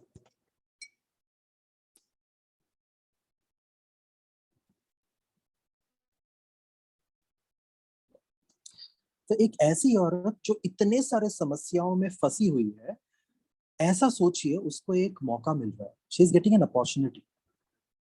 अब आप के सामने एक ऐसा अपॉर्चुनिटी मिल जाए कि हर तरफ से मुश्किल ही मुश्किल है और आपको एक मौका मिल जाए बाहर निकलने का, तो हम क्या करेंगे? हम बाहर निकलने के बारे में ही सोचेंगे। हम ये नहीं सोचेंगे कि कौन बाहर निकाल रहा है, हम कौन कौन वो लोग हैं, उनके देवी देवताएं कौन है, उनका भगवान कौन है, उनका ईश्वर कौन है, उनका परमेश्वर कौन है, ये सब नहीं देखेंगे ना। पानी में डूब रहे हो तो आप देखोगे कि किसके ऊपर आप हाथ जपटो। प्राकृतिक है, क्योंकि कहा जाता है ना कि अगर कोई डूब रहा हो तो उसका बाल पकड़ के खींचो। क्यों? क्योंकि उसका हाथ पकड़ के खींचेंगे तो वो खींच लेगा तुम्हें अंदर। इट्स वेरी नेचुरल कि लाइक अगर कोई डूब रहा है तो वो इंसान किसी भी तरीके से बाहर निकलने के बारे में सोचेगा, इस ये नहीं देखेगा कि उसके हाथ में क्या आ रहा है, वो पकड़कर उसको बचने की कोशिश करेगा। राह का भी कुछ यही स्थिति था कि वो बच नहीं सकती थी, और ये परिस्थिति में उसे एक मौका मिलता है। दो जासूस आते हैं और जासूस आकर कहते हैं कि ये सब है। अब जिस प्रकार हम राहब के बारे में क्या कह रही थी, 40 साल पुराना कहानी उसे याद है, उसे पता है। इससे हम ये समझ सकते हैं कि यरीहो में भी ये कहानी काफी प्रचलित थी, ठीक है। बट आपको पता है उसके पहले ये जब बचाव कर रही है लोगों की, उस बचाव में वो झूठ बोल रही है, राइट। और हम जानते हैं कि परमेश्वर का शास्त्र कभी झूठ को सपोर्ट नहीं करता। तो क्या इसका मानना ये है कि कभी कभी परिस्थितियां आ जाए और झूठ बोल दो आत्मिक कारणों के लिए तो शायद वो अच्छा है? क्या इसका अर्थ ये निकलता है? क्योंकि ये समझने के लिए काफी मुश्किल है कि राहाब ने झूठ क्यों बोला, राइट। इसे समझने के लिए अभी तक जो हमने राहब के बारे में समझा है, जाना है, उसे वापस रिवाइंड करके देखिए। ये वो जगह पर रहती थी जहां पर सिर्फ शैतान बसता था। अनैतिकता का पीएचडी कर रखा था हर इंसान ने वहां पर, मतलब हर इंसान हर बुरे कामों में सर्वश्रेष्ठ था। All where best in doing immoral activities. अब हर इमोरल एक्टिविटी में हम हर इमोरल एक्टिविटी को ऐसा आंक नहीं सकते कि कौन सा अनैतिकता का काम, बुरा काम बड़ा है, कौन सा बुरा काम छोटा है, किसका वैल्यू ज्यादा है, किसका वैल्यू छोटा है, हम ये तो नहीं बोल सकते। पर यूहन्ना रचित सुसमाचार उसके 8वें अध्याय में और उसके 44वें वचन में, जॉन चैप्टर 8 वर्सेस 44 में हम प्रभु यीशु मसीह के शब्दों को पढ़ते हैं, जहां पर वो शैतान के बारे में कहता है कि इज द फादर ऑफ लाइस, वो झूठ का पिता है, झूठ का बाप है। कहने का अर्थ क्या है कि जब हम किसी हम हमें हमारे पाप का गहराई को हम नापना चाहते हैं, अगर आप अपने पाप के गहराई को नापना चाहते हैं, तो सोचिए किस परफेक्शन के साथ आप झूठ बोल सकते हैं। अगर आप अपने झूठ को बहुत अच्छे परफेक्शन के साथ बोल सकते हैं, इसका मतलब ये है, वो एक मेजरमेंट है kind of that you are, मतलब वो सिन का गहराई दिखाता है। अभी हम नंबर तो नहीं डाल सकते कि कितना गहरा है, 2 मीटर गहरा, 5 मीटर गहरा, ये तो हम नहीं बोल सकते। बट आप अपने गहराई को नाप सकते हो कि इसके बेसिस पे कि कितने ज्यादा फ्लुएंटली या कितना ज्यादा परफेक्शन के साथ आप झूठ बोल सकते हो, क्योंकि उसको झूठ का बाप बोला है। मैं आपको झूठ सिखा नहीं रहा हूँ, मैं आपको झूठ सिखा नहीं रहा हूँ, बट अगर आप नेट में सर्च करोगे कि हाउ टू लाई परफेक्टली, तो आपको एक लिस्ट मिलेगा। उसके अंदर कुछ बहुत सारे वेबसाइट्स हैं, तो आप जाके मैं बोलूंगा तो नहीं, देखो कर कर, पर वो एक साइकोलॉजी, एक साइंस है, उसके अंदर बोला कि बहुत से टेक्निक दिए गए कि झूठ कैसे बोलना है। और अगर आप देखोगे राहाब को, राहाब एक ऐसी व्यक्ति है जो इस ऐसी परिस्थिति में जी है। उसका बर्थ, उसका ग्रोथ, उसका एडोलेसेंस, उसका टीनेजर, मतलब उसका जवानी, उसका एडल्ट, जब सारा लाइफ जो है ऐसा ही परिस्थिति में जिया है जहां पर उसका पाप का बोझ भरा हुआ है। And she was very fluent in lying. Okay, शास्त्र में हम हर परमेश्वर के भक्त को, परमेश्वर के दास को, जब उनका यात्रा वो शुरू करते हैं परमेश्वर के साथ, हम उनको उनके आत्मिक स्थिति को बिल्कुल इतना समझते हैं या इतना देखते हैं। बिल्कुल कम होता है उनकी आत्मिक स्थिति, वो समझ नहीं पाते कि परमेश्वर की आत्मीयता क्या है। जैसे जैसे वो यात्रा करते हैं, धीरे धीरे वो आत्मिक स्थिति बढ़ता जाता है। पतरस का उदाहरण ले सकते हैं। आप जानते हो पतरस क्या क्या करता था, वो कितना कुछ बोलता था, मुझसे बहुत कुछ बोलता था, शायद हमारी तरह ही बहुत कुछ बोलता था, बट उसका वो जब परिस्थितियां आई तो वो उसकी आत्मीयता नहीं थी, वो झूठ बोल के भाग गया। छोटे बच्चे को बोला कि मैं नहीं जानता इस इंसान को। या योना के बारे में हम देख सकते हैं, या हम कितने ही सारे दूसरे भक्तों के बारे में देख सकते हैं जिन्होंने शुरुआत में बहुत सारी गलतियों को किया, पर धीरे धीरे यही परमेश्वर के दास आत्मीयता में इतने गहरे हो गए कि उसकी परिभाषा हम नहीं दे सकते। We can not define the level of the spirituality these people attend once they started living with God. Rahab के साथ का इनका जो मेलजोल है, ये शुरुआत का समय है, फर्स्ट फ्यू आवर्स। और राहाब के पास एक ही ऑप्शन है कि बचना है कैसे भी, है ना। उसको उसको वही आइडिया मिला है कि मेरे को कैसे भी बचना है, और वो बचने के लिए कोई भी पैतरा इस्तेमाल कर रही है। उसके पास जो शक्ति है झूठ बोलने का, वो इसे इस्तेमाल कर रही है क्योंकि उसे निकलना है। और वो यहाँ पर सीधा सीधा पहली बात ये बोल रही है कि मैंने सुना है आपका परमेश्वर ये, इजराइल का परमेश्वर ये है, वो है, देखो भाई मैंने आपके ऊपर दया दिखाया है, आप मेरे ऊपर दया दिखाओ। फंडा क्लियर है। So she wanted this opportunity to be utilize. ये जो मौका मिला वो उसे छोड़ना नहीं चाहती थी, और वो उस मौके का पूरा फायदा उठाना चाहती थी। और हम देखते हैं कि जासूस जो है उसके इसी तरीके से काफी प्रसन्न हो जाते हैं, क्योंकि उसने इनका जान बचाया। अब जासूसों के लिए क्या है, उनका जान बच गया है, बहुत बड़ी बात है, बहुत अच्छी बात है। वो लौट कर जाते हैं, वो जाकर यहोशू को बोलते भी होंगे कि इत्यादि इत्यादि कार्य हुआ था हमारे साथ। हम देखते हैं कि ये राहाब जो है अब खुश है। क्यों खुश है? क्योंकि उसे पता है कि अगर हम उसका वचन 10 और उसका वचन 11 पढ़े तो वो क्या बोलती है कि she speaks about 40 years back, सालों पहले हुए घटना को उठा रही है और कल का घटना उठा रही है। वो बोल रही है कि देखो अभी भी जेरिको में ऐसा स्थिति है कि वो सब डरे हुए हैं आप लोगों से, अभी भी सब लोग भयभीत हैं आप लोगों से, वो ये सब भयभीत है। For her this is the only road, only path through which she can get salvation. उसके लिए बस यही एक मार्ग है जिससे वो बच सकती है। तो उसे पता है, कहानी पता है, वो श्योर है, वो कॉन्फिडेंट है। ठीक है, वो कॉन्फिडेंट है कि परमेश्वर अगर कोई मुझे बचा सकता है तो यही सिर्फ यही परमेश्वर है।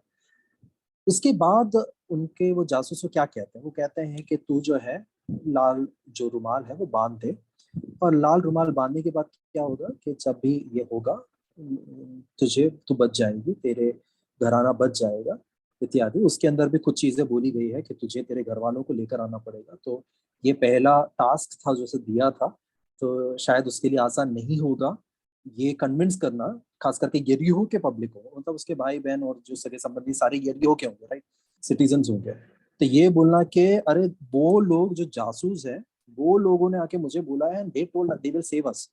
पहले तो इनको सेटिस्फाई करना, इनको कन्विंस करना बहुत मुश्किल होगा। एनीवेज जो कुछ किया उसने वो पूरा किया विथ हर कंप्लीट, उसने जो कुछ करना था पूरे पूरे जिम्मेदारी के साथ उसने पूरा किया। उसके बाद हम देखते हैं कि मतलब वो शी टाइज द रुमाल। एंड इवन उसके बाद अगर आप नीचे पढ़ोगे तो देखते हैं कि वो जासूसों को बोला गया था, देखो तुम वहां जाकर हिल टॉप में जाकर रहो, 3 दिन तक रहो, और उसके बाद तुम अपने अपने जगहों में जाना, क्योंकि तुम्हारे पीछे वो लोग ढूंढने के लिए घूम रहे हैं। तो इट वॉज नॉट ओनली, जब हम ये सारी बाकी के जो 3 चीजें भी, नीचे के 3 चीजें भी पढ़ते हैं तो हमें पता चलता है कि ये सिर्फ एक इच्छा नहीं था बाहर जाने का, but she literally understood the God of Israel. मतलब उसने जितना भी सुना था उससे उसे समझ में आया कि गॉड ऑफ इजराइल, इजराइल का परमेश्वर कौन है। पर हम इब्रानियों की किताब में, जो हमने पहले भी पढ़ा है, कैथी ने जो पढ़ा था, इसलिए हम वहां पर नहीं जाएंगे। इब्रानियों का किताब उसका 11वां अध्याय उसका 31वां वचन, जहां पर विश्वास के शूरवीरों के बारे में बोला गया है। अब ये जो एक दिन में हुआ होगा, 2 दिन में हुआ होगा, जितने भी दिन में यहाँ पर ये घटनाएं हो रही है दूसरे अध्याय का, इस सभी घटनाओं को हम देखते हैं कि राहाब पूरा कर रही है, फुल एंथुजियाज्म, पूरा एक्टिविटी सब कुछ कंप्लीट कर रही है। वो अप टू डेट 10 on 10 मिल सकता है, पूरा मार्क्स मिल जाएगा उसको, उतने अच्छे से कर रही है। पर क्या सवाल उठता है कि परमेश्वर के लिए काफी था या नहीं? परमेश्वर ने, परमेश्वर तो सब जानने वाला सर्वज्ञानी परमेश्वर है ना, और वो जानता है कि दाऊद के वंशावली में, प्रभु यीशु मसीह के वंशावली में राहाब का आना जरूरी है, but is she qualified enough to come there? और वो क्वालिफिकेशन किस तरीके से चेक किया जाएगा? सी, राहाब नोज अ गॉड, राहाब एक ऐसे परमेश्वर को जानती है जो आग बरसाता है, जो लोगों को मार सकता है इत्यादि। एंड शी इज एंटिसिपेटिंग, अब वो इंतजार में है, युद्ध होने वाला है कहाँ पर? यरीहो के बीच में और इसराइलियों के बीच में। और वो जानती यर्दन के पार उनका पूरा मल्टीट्यूड, पूरा भर भर के लोग पड़े हुए हैं। यानी नजरों से देखो, तुम श्योर हो अगर इंडिया ऑस्ट्रेलिया का मैच हो रहा है, हमें पता है ऑस्ट्रेलिया के टीम में कोई बैटिंग करने वाला नहीं है, अरे इंडिया यूं जीत जाएगा। तो शायद राहब भी इसी आइडिएशन में बैठी है कि क्या है, लोग आ गए हैं, लोग करने वाले सब कुछ, बट क्या is that making her qualified? क्या ये उसका गुणवत्ता को परिपूर्ण करता है कि she can become a person in the genealogy of Lord Jesus Christ? मुझे लगता है इसके बाद के जो 6-7 दिन थे, ये वो समय था जब राहाब के विश्वास को परखा जा रहा था। कैसे? राहाब के लिए तो ये लोग वो लोग थे जो मार सकते हैं, पीट सकते हैं, इनके साथ तो वो परमेश्वर है जो आग बरसा सकता है। पर राहाब पहले दिन देख रही है, अरे ये तो बोपू बजाते हुए कुछ लोग दीवार के इर्द गिर्द घूम रहे हैं।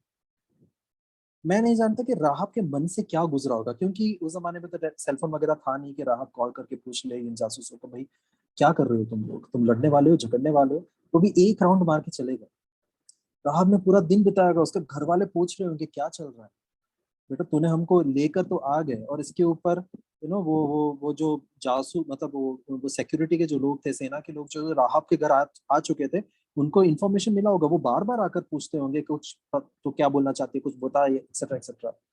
इतने सारे प्रेशर में उसका पहला दिन ये देख के गुजरता है कि ये लोग राउंड मार के चले गए, दूसरा दिन ये देख के गुजरता है कि दूसरा राउंड मार के गए, भोपू बजा के चले गए, तुरही बजा के चले गए, रात गुजर रहा है, no idea what she is going through. तीसरा दिन वापस वही। हो सकता है अगर उसका विश्वास कम होता तो शायद वो जाकर उन सेना के लोगों को बता देती, देखो वो ऐसे आए थे, इत्यादि इत्यादि, उनका उनका उनका इंफॉर्मेशन है, क्योंकि जितना भी उसने बात किया है कुछ तो इंफॉर्मेशन मिला होगा। चौथा दिन गुजरा, पांचवा दिन गुजरा, छठा दिन गुजरा, सातवां दिन गुजरा। ये 7 दिन जो था राहब के लिए एक्चुअली एक एग्जामिनेशन था। What all she did was a preparation for them to get for them to escape from that place.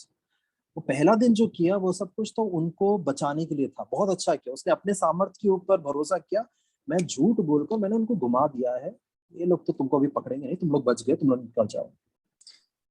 If she had that idea in her mind कि भाई मैं कर सकती हूँ, मैंने इनको बचाया है, मैं करवा सकती हूँ, तो that was zero. God never wanted that. God never wants that lie to. परमेश्वर वो झूठ नहीं चाहता, झूठ के भरोसे आगे चीजों को बढ़ा के लेके जाना नहीं चाहता। वो उसके सामर्थ्य के हिसाब से जो भी किया वो जीरो है, बट परमेश्वर ने उसे उस वंशावली में डालने का कारण वो 7 दिनों में ढूंढा होगा, जब उसने देखा, बिकॉज उसका घर उस बाड़े के पास, वो मतलब उस दीवार के साथ ही लगकर है, and she can see it, वो देख रही है वो घर, वो चीजों को जो वो लोग कर रहे हैं। उसका विश्वास का असली परीक्षण वहां पर हुआ होगा। सलमोन का वहां पर इसके साथ, राहब के साथ विवाह का कारण क्या हो सकता है? ये 7 दिन का विश्वास हो सकता है। ये 7 दिन सलमोन को पता था, अगर सलमोन वहां पर जासूसों में इंक्लूडेड था, तो पता था कि या तो फिर ये उनकी तरफ जाएगी या इनके तरफ जाएगी। जो भी वो जासूस थे वो जानते थे कि परमेश्वर हमें जिताएगा इस पूरे क्षेत्र में, यहोशू जानता था, कहने का अर्थ ये। बट जो भी है, क्योंकि वहां पर उस कंडीशंस को वहां पर राहब के साथ भी बोला गया है कि देखो भाई, तुम अगर घर के बाहर रहोगे और कोई मर गया तो उसका खून तुम्हारे सर पे है, इत्यादि कंडीशंस उनको बताया जा रहा है।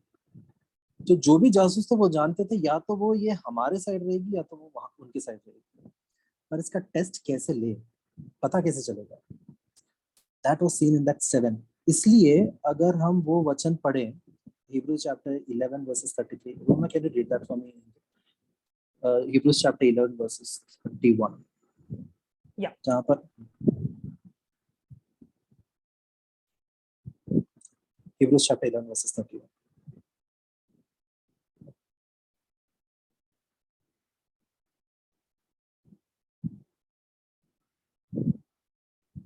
इब्रानी 11 का 31, विश्वास ही से राहाब वैश्या आज्ञा न मानने वालों के साथ नाश नहीं हुई, इसलिए कि उसने भेदियों को कुशल से रखा था।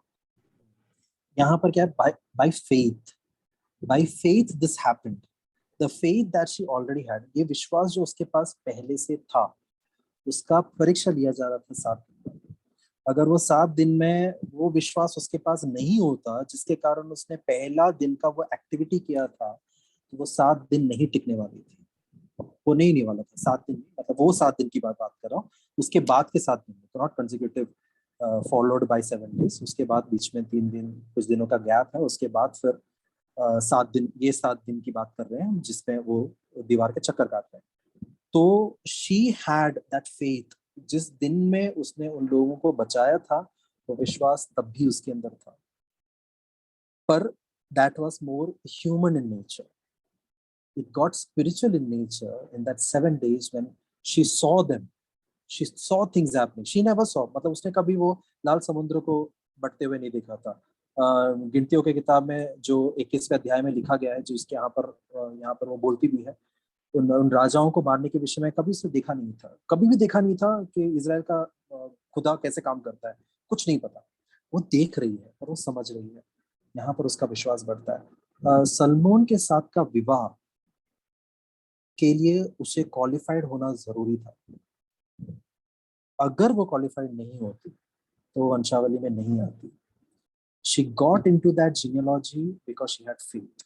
और इसलिए हम जब याकूब का किताब उसका दूसरा अध्याय और उसका 25वां वचन पढ़ते हैं, मैं पढ़ दूंगा, जेम्स चैप्टर 2 वर्सेस 25, वैसे यहाँ पर लिखा है, वैसे ही राहब वेश्या भी अब जब उसने दूतों को अपने घर में उतारा और दूसरे मार्ग से विदा किया तो क्या कर्मों से धार्मिक न ठहरी। हर एक्टिविटी जिसके अंदर उसने अपना इनपुट डाला था, दैट वाज इमोरल, शी लाइड, उसने झूठ बोला, but that activity which she did that was righteous one. वो वहां पर, क्योंकि अगर वो झूठ नहीं भी बोलती, प्रभु वुड हैव, परमेश्वर उनको वहां से बाहर निकाल कर लेकर आ जाता। बट इसने जो काम किया वो अपने सामर्थ्य के हिसाब से था। परमेश्वर को उसका सामर्थ्य की जरूरत नहीं है, परमेश्वर की उसकी आत्मीयता की जरूरत थी, परमेश्वर को इस निर्भरता की जरूरत थी कि you will be dependent upon मी। और वो 7 दिन का उसका मनसा सोचो, ये औरत जिसका जो डर के बैठी हुई है, जिसके परिवार वाले शायद उसको पीछे से पूछ रहे हैं कि क्या चल रहा है, वो शायद हंस रहे हैं, बोल रहे होंगे कि क्या, उसका भाई बोल रहा हो क्या दीदी कुछ भी, कैसे लोगों के ऊपर भरोसा कर दिया, ये तो जोकर लोग हैं, फटरे के वो कुछ बजा के घूम रहे हैं, कितना कुछ सुना होगा।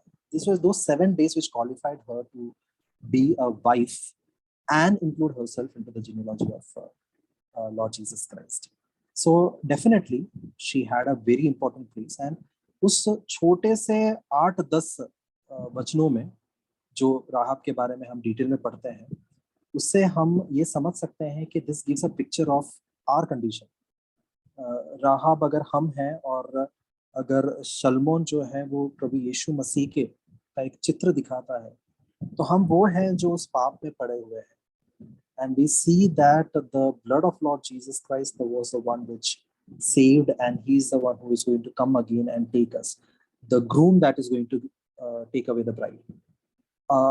हम वहां पर हम पढ़ते हैं कि उसने उस लाल रुमाल को बांधा।